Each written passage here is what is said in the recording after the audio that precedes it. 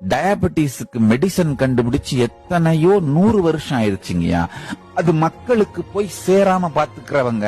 காரணம் என்ன? டயபெட்டிஸ உருவாக்குனவங்க அந்த மெடிசன் எப்படி மக்களுக்கு போய் சேர பாத்துப்பாங்க?